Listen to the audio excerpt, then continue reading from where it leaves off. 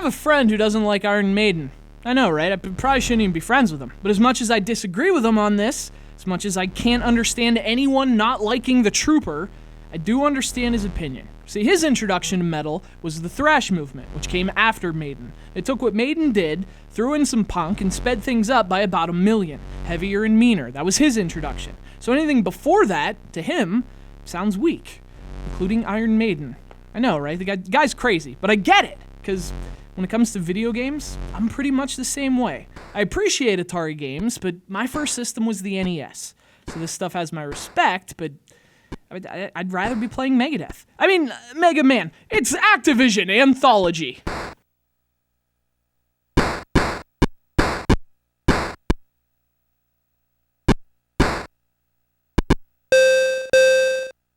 You know, now that I think about it, I hope today's kids don't look at, like, the Super Nintendo that way. Because that'd be crazy, but so is not liking Iron Maiden. Anyway, Activision Anthology is an Activision Anthology. Spoiler alert on that one. It's a collection of about 60 of Activision's classic Atari games, as well as some early prototypes and homebrew games.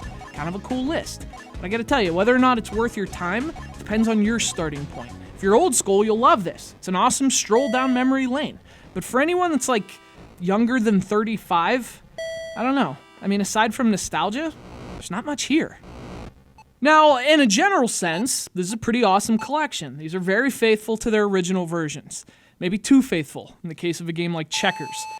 I mean, maybe this was good 40 years ago, but now it's just pointless. I mean, look at the wait times between moves. This is seriously the worst Checkers game I've ever played in my life. And listen, I know what you're thinking. If you grew up with an Atari, you're probably super pissed at me right now. But look, I'm just being honest with you. I don't want to lie to you. There's no bigger liar than nostalgia. This sucks.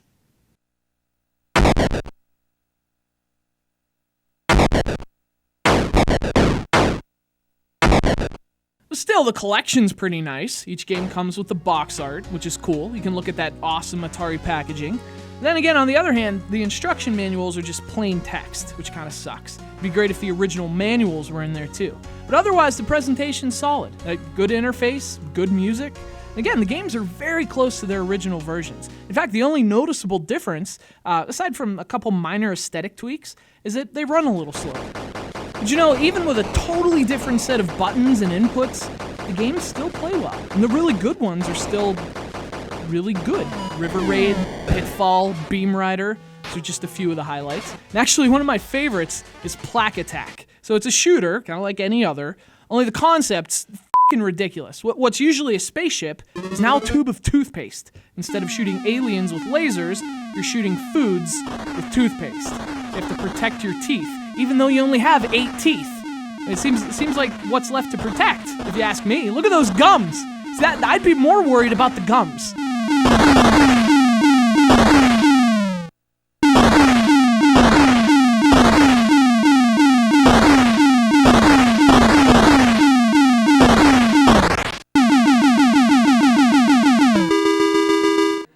Anyway, in addition to games that are so weird they actually seem made up, there are also those prototypes and unreleased games. Stuff like Bloody Human Freeway, which I guess was the original version of this game, Freeway, a game about chickens crossing the road.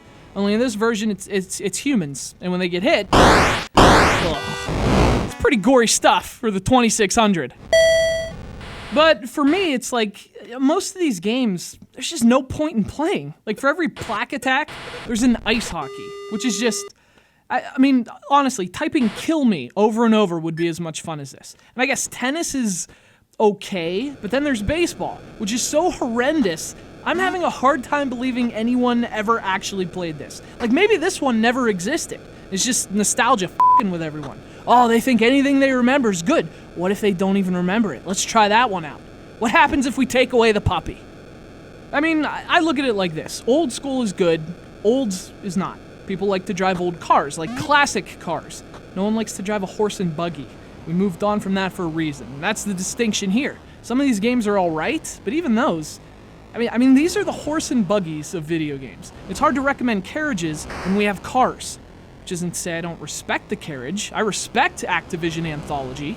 It's just, I'd rather play Mega Man. Thanks to Mark from Fresh Meadows, New York, for sending this to the show. It's a freaking relic.